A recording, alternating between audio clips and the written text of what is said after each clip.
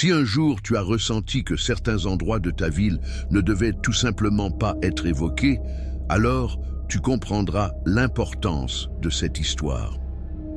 Il existe des lieux qui, bien que figurant sur une carte, semblent ne pas vraiment exister. Des endroits que les plus anciens évitent du regard, que les mères interdisent à leurs enfants d'approcher, mais qui finissent toujours par attirer les esprits curieux, jusqu'à ce que quelqu'un dépasse la limite. C'est exactement ce qui est arrivé lorsque des tombes ouvertes ont été découvertes dans l'ancien cimetière. Pendant des années, cet endroit avait sombré dans l'oubli total. Ce n'était pas le principal cimetière de la ville, mais un autre, perdu dans le temps, avec des pierres tombales recouvertes de mousse et des noms effacés de la mémoire collective. Un lieu qui, dès que tu passais à proximité, te donnait un poids sur la poitrine. Un frisson qui ne venait pas du vent, mais de quelque chose de plus profond. Mais ce matin-là, tout a changé. 7 sépultures avaient été profanées. Ce n'était pas un simple vol. Les cercueils étaient ouverts, mais les corps avaient disparu, comme s'ils s'étaient évaporés. La panique s'est emparée des habitants. La nouvelle s'est répandue plus vite qu'un incendie. Et même si les réseaux sociaux n'existaient pas encore comme aujourd'hui, les images ont commencé à circuler par email et forums communautaires. Certains évoquaient des rituels occultes, d'autres pensaient à des actes de vandalisme. Mais les plus superstitieux murmuraient une autre version. Une version dont je savais qu'elle était vraie. Parce que moi j'étais là avant que tout cela n'arrive. Mais comment l'avouer sans passer pour un fou? Comment expliquer que, des semaines plus tôt, j'avais traversé ce cimetière en pleine nuit et vu quelque chose que je n'aurais jamais dû voir? Dès l'instant où ces tombes ont été retrouvées béantes, une angoisse s'est installée dans mon estomac. Je savais que quelque chose approchait. Parce que lorsque tu erres dans l'ombre d'un lieu maudit, tôt ou tard, ces ombres te suivent jusqu'à chez toi. Quand ma mère m'a appelé ce matin-là avec une voix grave, j'ai compris que quelque chose n'allait pas. Ce n'était pas son habituel « viens prendre ton petit déjeuner », ni le ton fatigué de quelqu'un ayant simplement passé une mauvaise nuit. C'était différent, plus lourd. « Mathieu, viens ici. Il faut qu'on parle. » J'ai avancé, le ventre noué. Mes soupçons étaient justes. Elle avait déjà entendu les rumeurs sur le cimetière, peut-être même avait-elle vu les photos. Mais le pire dans tout ça, c'est qu'elle savait que j'y étais allé auparavant. « Dis-moi la vérité », a-t-elle demandé directement. « Qu'as-tu vu cette nuit-là » Je ne savais pas quoi répondre. Bien sûr, j'avais préparé une version, une histoire soigneusement ajustée, mêlant juste ce qu'il fallait de vérité et de mensonge pour éviter les ennuis. Mais je savais aussi que ma mère ne se contenterait pas d'une explication bancale. Rien d'étrange, ai-je menti. On a juste traversé le cimetière, tu sais. On était des idiots en quête de sensations fortes. Ses yeux ont plongé dans les miens, comme si elle pouvait lire dans mes pensées. Elle ne m'a pas cru, parce que la vérité était tout autre, parce que ce que j'avais réellement vu m'avait empêché de dormir pendant des semaines. Des images que je n'arrivais pas à expliquer me hantaient, des silhouettes mouvantes entre les pierres tombales, des murmures dans une langue inconnue, la sensation d'être épié, même quand nous étions seuls. Mais ce qui me terrifiait le plus, ce n'était pas ce que j'avais aperçu dans le cimetière. Ce qui m'effrayait vraiment, c'était ce qui m'avait suivi jusqu'à chez moi. Depuis cette nuit-là, quelque chose d'étrange planait dans l'air. De petits détails que moi seul remarquais. Des objets déplacés, des chuchotements à peine audibles dans le couloir. Cette impression constante d'être observé même en plein sommeil. Mais le pire s'est produit une nuit. Je me suis réveillé, la peau parcourue de frissons, sans comprendre pourquoi. Et c'est là que je l'ai vue, une silhouette sombre, immobile, debout près de la porte de ma chambre, me fixant. J'ai cligné des yeux, et elle avait disparu. Je me suis répété que c'était mon imagination, que j'étais juste paranoïaque. Mais le lendemain, en ouvrant mon armoire, j'ai trouvé de la terre jaunâtre répandue sur mes vêtements, la même terre que j'avais foulée cette nuit-là, au cimetière. Je n'ai rien dit, ni à ma mère, ni à qui que ce soit. parce que je savais que tout ne faisait que commencer. J'ai essayé de continuer ma vie comme si de rien n'était, me persuadant que tout cela était dans ma tête, que le cimetière n'avait rien à voir avec ce qui m'arrivait. Mais au fond de moi, je connaissais la vérité.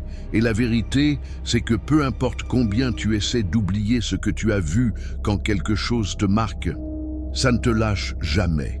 Ce week-end-là, des amis m'ont invité à une soirée dans un vieux domaine abandonné, un endroit qui, selon les légendes locales, portait en lui un sombre passé. Certains racontaient qu'une famille entière avait disparu en une seule nuit, sans laisser de traces. D'autres parlaient d'un règlement de compte de trafiquants ayant utilisé la maison avant de l'abandonner lorsque le lieu était devenu maudit. Je n'étais pas d'humeur à faire la fête, mais je ne voulais pas non plus rester seul chez moi à ressentir cette présence invisible qui me traquait sans relâche. J'ai donc accepté. Peut-être qu'en me changeant les idées, mon esprit cesserait de me jouer des tours. Cette nuit-là, Louis, Julien et moi avons pris la voiture de Julien pour nous rendre sur place. Dès notre arrivée, une sensation désagréable m'a envahi. Ce n'était pas seulement l'aspect délabré de la bâtisse, avec ses fenêtres brisées et ses murs couverts de graffitis. C'était autre chose. C'était ce silence étrange entre deux morceaux de musique, comme si la maison elle-même retenait son souffle, attendant quelque chose. Je me suis dit que c'était mon imagination, que toutes ces histoires n'étaient que des légendes amplifiées par les villageois pour rendre l'endroit plus mystérieux. Mais en regardant autour de moi, j'ai compris que je n'étais pas le seul à ressentir ça. Louis était nerveux aussi. Je le connaissais bien et malgré son attitude détendue, ses yeux allaient et venaient comme s'il s'attendait à voir quelque chose bouger dans l'obscurité. L'ambiance de la fête était étrange, et pas seulement pour nous. Il y avait quelque chose dans l'air, une impression diffuse d'être épié. Puis je l'ai aperçu. Là, entre les arbres, à quelques mètres de la maison, une silhouette sombre se tenait immobile. Je ne distinguais pas son visage. Impossible de dire s'il s'agissait d'un invité ou de quelque chose d'autre. Je me suis retourné pour prévenir mes amis, mais quand j'ai reporté mon regard, la silhouette avait disparu. Un frisson a parcouru mon dos. Peut-être que mon esprit me jouait encore des tours, ou peut-être que quelque chose nous attendait cette nuit-là. « C'est cette maison », murmura Julien. « Cet endroit a une histoire, et pas une bonne. » Je réfléchis à ces paroles. Depuis notre arrivée, ce domaine semblait imprégné d'une lourdeur étrange, comme si nous n'étions pas les bienvenus. Puis Louis eut la pire idée possible. « Si vous trouvez cet endroit bizarre, et si on allait voir l'ancien cimetière ?» Un silence pesant s'installa. L'idée était insensée. Nous étions en pleine nuit, perdus au milieu de nulle part, sans la moindre raison logique d'y aller. Mais nous étions jeunes, et parfois, la stupidité l'emporte sur le bon sens. « Allons-y », lança Julien avec un sourire en coin. « Un peu d'adrénaline ne nous fera pas de mal. » Je ne voulais pas y aller. Je savais que je ne devais pas y aller. Mais au lieu de refuser, je me suis retrouvé à monter dans la voiture avec eux, empruntant le chemin de terre menant au vieux cimetière. Seuls les phares du véhicule éclairaient la route. Elle était étroite, bordée d'arbres imposants qui semblaient se pencher sur nous. Peu à peu, la musique de la fête s'effaçait derrière nous, ne laissant place qu'au silence et à l'obscurité. Lorsque nous sommes arrivés à proximité, Julien a coupé les phares. « Il ne faut pas que quelqu'un nous repère, dit-il, comme si le vrai problème était d'être surpris, et non ce que nous pouvions croiser là-bas. Nous nous sommes approchés lentement. Derrière la grille rouillée, l'ancien cimetière semblait figé dans le temps. Mais nous n'étions pas seuls.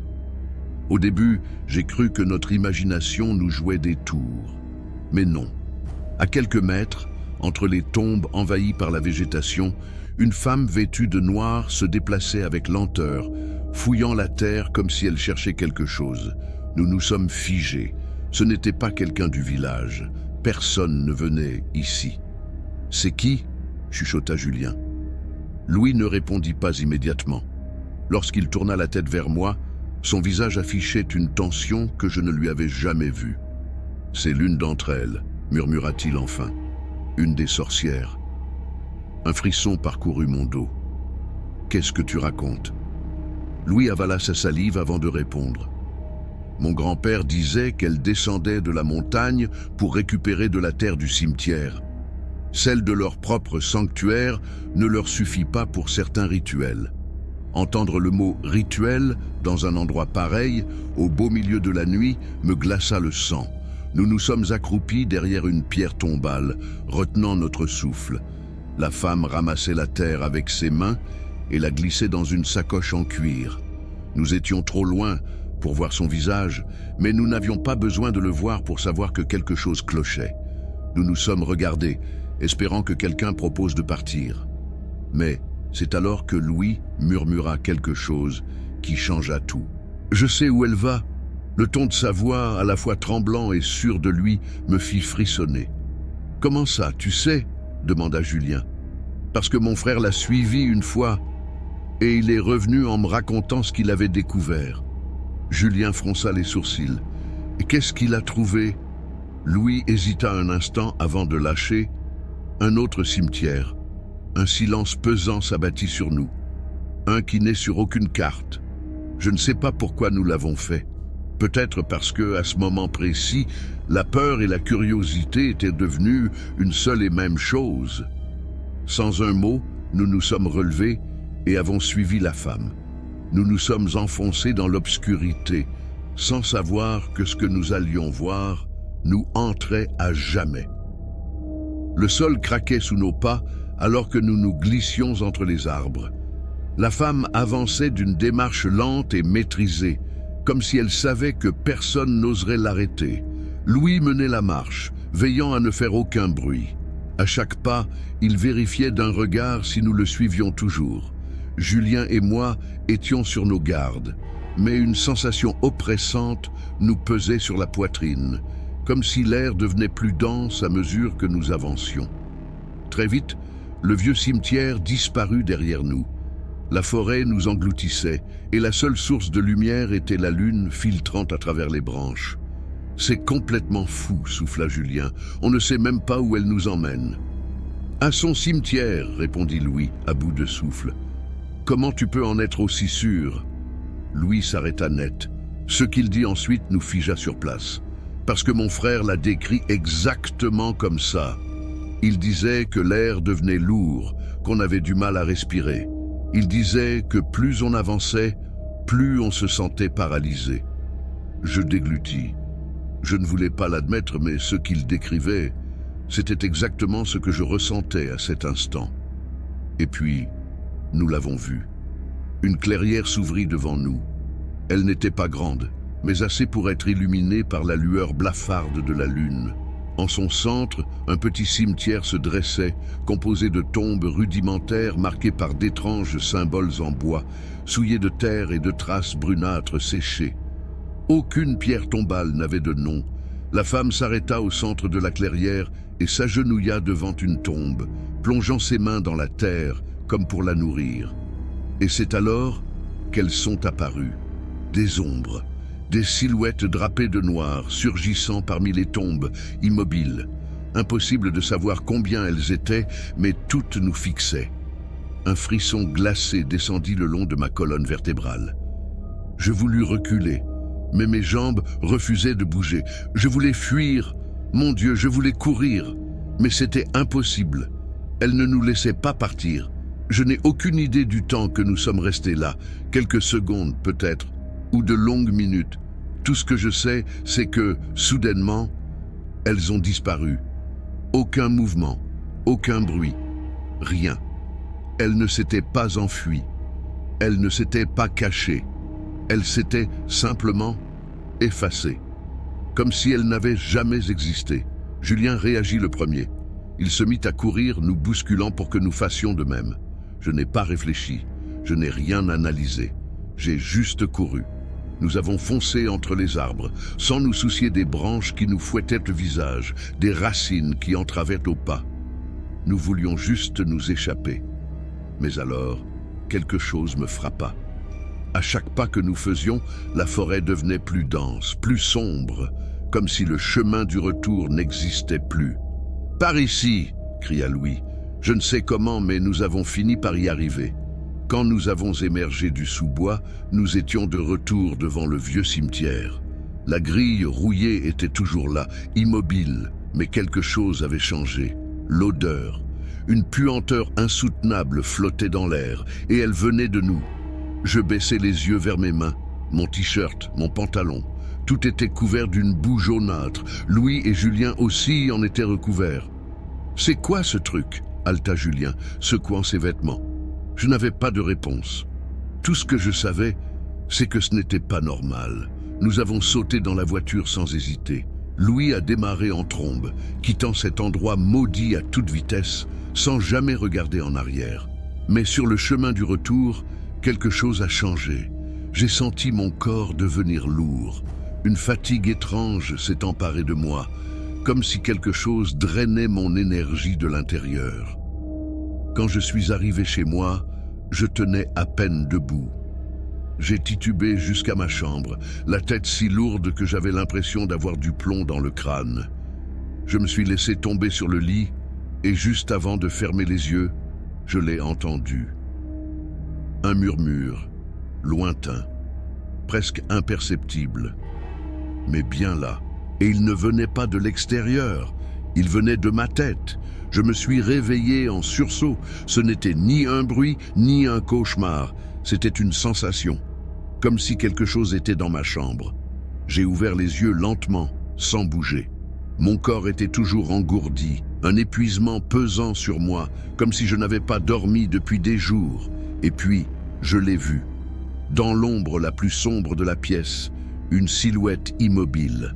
Je ne distinguais pas clairement sa forme, mais je savais que ce n'était pas une illusion, c'était réel. L'impression d'être observé était si forte que l'air autour de moi semblait plus froid. Mon premier réflexe fut de fermer les yeux, faire semblant de ne rien voir, de prétendre qu'il n'y avait rien, mais je ne pouvais pas. Mon corps était figé, l'ombre ne bougeait pas, elle ne respirait pas, elle regardait. Je ne sais pas combien de temps cela a duré. Quelques secondes, une éternité, mais lorsque j'ai cligné des yeux, elle avait disparu. Et pourtant, je sentais encore son regard peser sur moi. Je me suis redressé lentement, la chair de poule sur tout le corps. J'ai balayé la pièce du regard. Rien. Mais quelque chose avait changé. C'est alors que je l'ai remarqué. Le sol, juste devant mon lit, au centre de la pièce, de la terre était éparpillée. Une terre jaunâtre, la même que nous avions trouvée dans la forêt. Un frisson glacial me parcourut. Je ne pouvais plus me voiler la face. Quelque chose nous avait suivis cette nuit-là. Quelque chose était entré avec moi dans cette maison. Et ça ne comptait pas partir. Je me suis réveillé en sursaut. Ce n'était ni un bruit, ni un cauchemar. C'était une sensation, comme si quelque chose était là, dans ma chambre. J'ai ouvert les yeux lentement, sans bouger. Mon corps était encore engourdi, accablé par une fatigue qui me donnait l'impression de ne pas avoir dormi depuis des jours. Et puis, je l'ai vu. Dans l'ombre la plus noire de la pièce, une silhouette immobile. Je ne pouvais pas en distinguer les contours exacts, mais je savais que ce n'était pas mon imagination, c'était réel. L'impression d'être observé était si intense que l'air semblait plus glacé. Mon premier réflexe fut de fermer les yeux, de faire comme si je ne l'avais pas remarqué, comme si rien n'était là. Mais je ne pouvais pas. Mon corps était paralysé. L'ombre ne bougeait pas. Elle ne respirait pas. Elle me regardait. Je ne sais pas combien de temps cela a duré. Peut-être quelques secondes. Peut-être une éternité. Mais lorsque j'ai cligné des yeux, elle avait disparu, et pourtant je sentais toujours sa présence. Je me suis lentement redressé, la peau hérissée de frissons. J'ai regardé autour de moi. Rien. Mais la chambre n'était plus la même.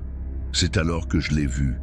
Le sol, juste devant mon lit, au centre de la pièce, de la terre était dispersée.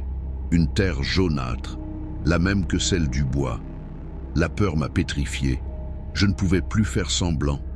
Quelque chose nous avait suivis cette nuit-là. Quelque chose était entré avec moi, et ça ne comptait pas s'en aller. À partir de ce jour, j'ai su que je ne pouvais plus rester ici. Ma mère n'a jamais compris mon changement d'attitude. J'ai cessé de dormir dans ma chambre. Je passais mes nuits avec la lumière allumée, la porte fermée à clé. Mais au fond, je savais que ça ne servait à rien. Peu importe ce que je faisais, elles étaient toujours là. Louis et Julien avaient changé eux aussi. Nous nous évitions. Nous savions que quelque chose nous suivait et aucun de nous ne voulait le dire à voix haute. Les murmures ne se sont jamais arrêtés. Les ombres dans mon coin de chambre n'ont jamais vraiment disparu. Je les entendais parfois. Pas toutes les nuits, mais toujours au moment où je m'y attendais le moins. Les chants revenaient. Ils résonnaient à mon oreille, dans une langue que je ne comprenais pas. Une nuit, j'ai rassemblé mes affaires et je suis parti. J'ai quitté le village, persuadé que si je m'éloignais suffisamment, tout s'arrêterait. Mais il y a des choses dont on ne peut pas fuir. Et même après des années, même après avoir tenté de me convaincre que tout cela n'était que le fruit de mon imagination, il suffit que je ferme les yeux, plongé dans l'obscurité de ma chambre, pour entendre encore leur voix, m'attendant, m'appelant. Parce que lorsqu'on s'aventure dans l'ombre d'un lieu maudit, les ombres ne vous laissent jamais partir.